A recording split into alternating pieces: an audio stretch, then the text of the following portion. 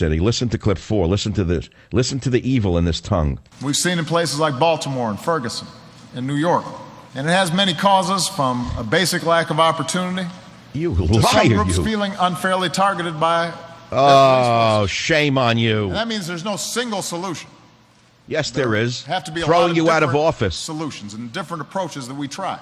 There's only one solution, which is to get the devil out of the White House and have him stop attacking the police and stop supporting the thugs. Okay, I like to hear the applause. What a phony. While ISIS was on a rampage into Ramadi, this character liar Satan was golfing. ISIS held a massive parade in West Anbar province, celebrating a victory in Ramadi. It went for a half a mile long. Do you remember under Bush we saw a highway of death? Where was one U.S. warplane? Why did the great commander-in-chief not launch an air attack against the ISIS parade of Toyota trucks with machine guns after they took the city, before they started their pillaging, raping, and kidnapping? There's only one answer to this. And do you know what the answer is? They're working for Obama. They're working for the U.S. government. Prove me wrong. Prove me wrong. Tell me why the U.S. Air Force was not instructed by the golfer to take out that parade. One warplane could have done it.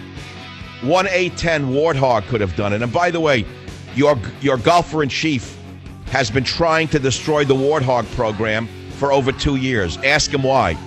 Ask the double-talking Satan why.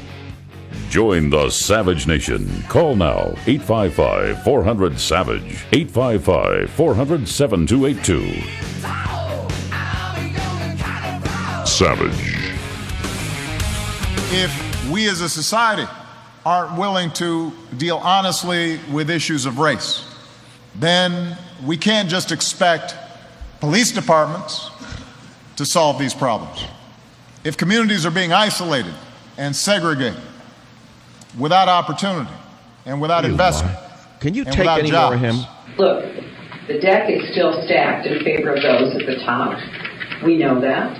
And so we have to be especially focused on how we're going to bring about the changes that will ignite opportunity for everybody willing to work hard for it. We have two of the worst people in the history of the world, you just heard, a double whammy. You've got a race hater, a divider, I don't know what words to use for Obama, that at a time like this, after he burned down Ferguson, burned down half of Baltimore, set New York on its heels, he goes back, and instead of saying, I'm sorry for what I did, he doubles down and he does it again. Again, he's trying to incite violence. Then you have the bowling pin in a pantsuit, the liar of liars, the head of the I don't know what to call it, Imelda Marcos of American politics. That would be a mild statement. It's beyond comprehension that this liar, with all the money they've made, says the deck is still stacked in favor of those at the top, as though we're so dumb. We don't know about the billions of dollars that have been poured into the Clinton scam. We know nothing about the amount of money she made giving speeches. The deck is still stacked in favor of those at the top. So what is she doing? Again, she's using divide and conquer, appealing to the lowest, most base elements of society. She's trying to turn the masses against the middle class. Make no mistake about it. Warren Buffett's not going to be touched by any kind of revolution or riot. It's you. It's the middle class. That's who Bolsheviks have always targeted, the bourgeoisie, the middle class. That's who Obama's targeting in the Burn, Baby, Burn campaign. Credit to Stokely Carmichael for that phrase. Nothing new from the 60s. It's as though the 60s came back and Stokely Carmichael is president, and he's saying, burn, baby, burn, you deserve it. And now waiting in the wings is this one, this creature.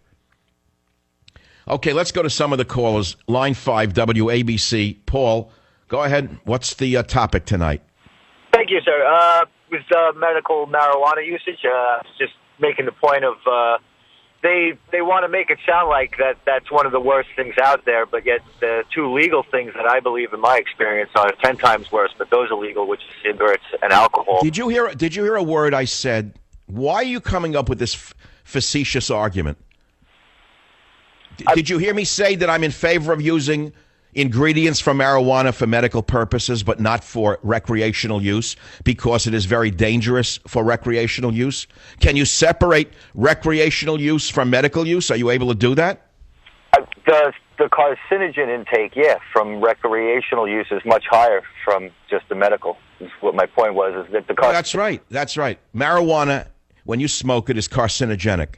It has more toxins in it than does tobacco smoke. That's number one.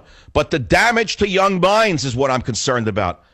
The enslavement of an entire generation who getting high on this drug, who makes them even more immune to reality, more immune to what the devil is doing in the White House, more immune to what ISIS is doing around the world, more immune to reality. They don't know whether they're coming or going. They don't know what world they're living in. They're stoned all the time. Don't you understand what being stoned means? I was talking more on a gateway platform, the cigarette. All right. Well, look, what's the point? I don't even know what he's saying. Now he was agreeing with me after disagreeing with me. You know, I wish he put down a joint. I'm glad he's listening. 855-407-282.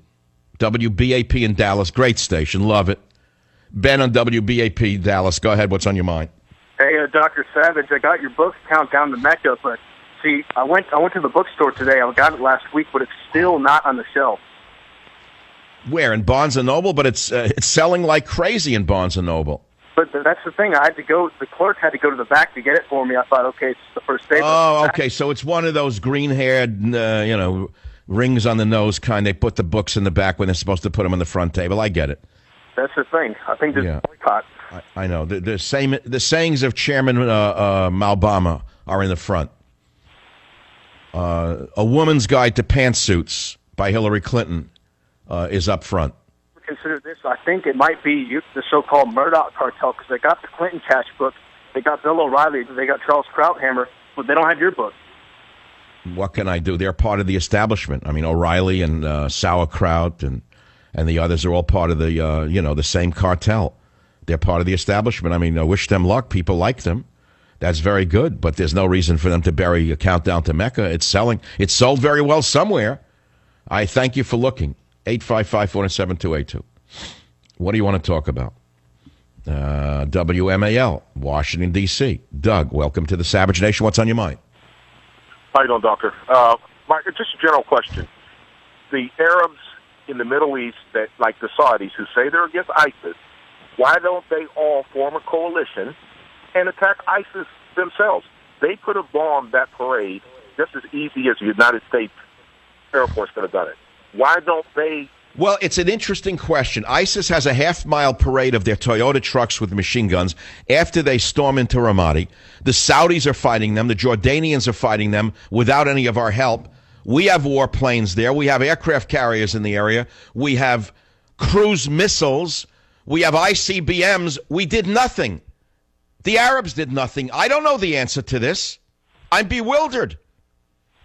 Saudi Arabia is threatened by them. Why are they doing nothing? Well, you have to look at tribal warfare.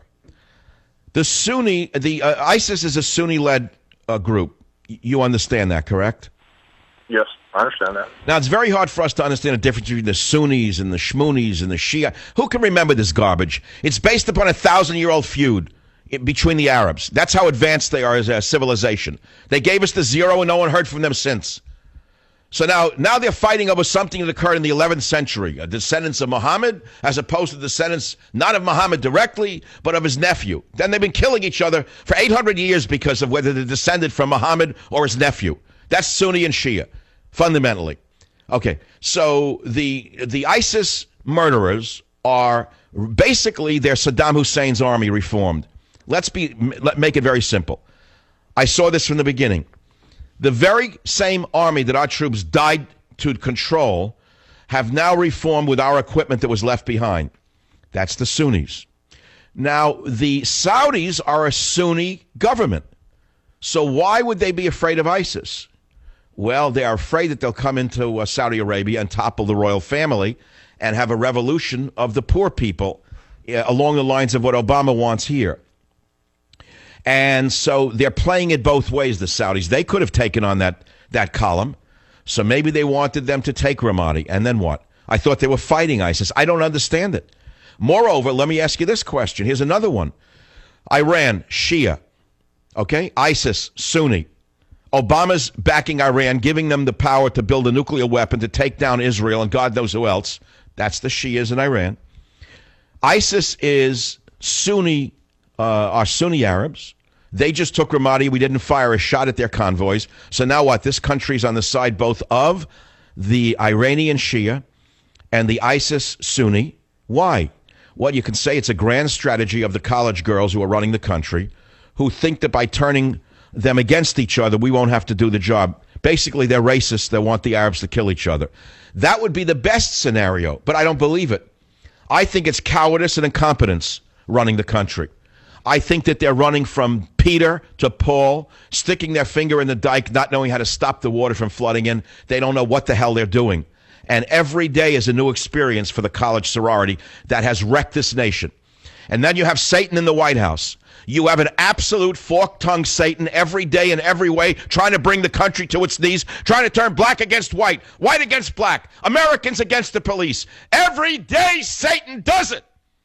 Not a word from the pimps in the Fourth Estate, who are nothing but the fifth column. Not a word from the pretty boy, Stephanopoulos, and his fellow travelers.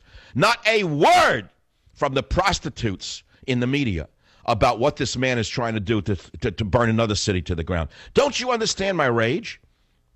What do you think animates me to get up every morning and do this show? I see the country on fire. I see the man with the matches and the lighter fuel, and I see him playing with the lighter fuel and the matches every day, and I'm standing here like a fireman screaming fire in the theater. Get the child out of the White House. He's going to set the nation on fire like he set the world on fire. Stop him before he kills all of us. That's my opinion. And if you think I'm paranoid, then you're really sick, or you're stoned on medical marijuana and you don't know what the hell you're doing yourself. Pardon me for using the word hell twice. I don't know if that's one of the 7 deadly words. Is it? I'm allowed to use it? I'm allowed to use. I don't generally curse, and I don't use the word hell. So these are the topics that are animating me. I mean, I'm very animated. I mean, I have a stake in this nation. I've spent many decades in this country building a life for myself and my family. I have a grandchild, and I see Satan trying to set the country on fire. You think I'm the only one? You think I, Michael Savage, am the only one seeing Satan playing with matches and lighter fuel? You didn't hear his speech attacking again the police and justifying the thugs who robbed and burnt Baltimore and Ferguson based on a false lie? Do you understand there's a race war brewing? Do you understand that that's part of his grand strategy for the 2016 election?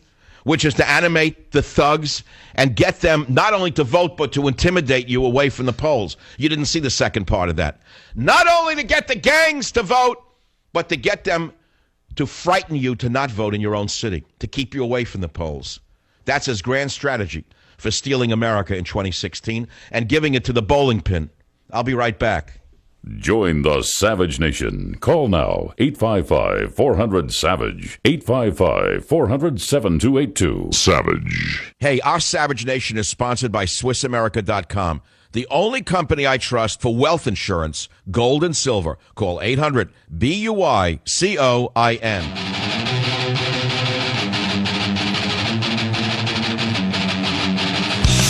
The fake controversy.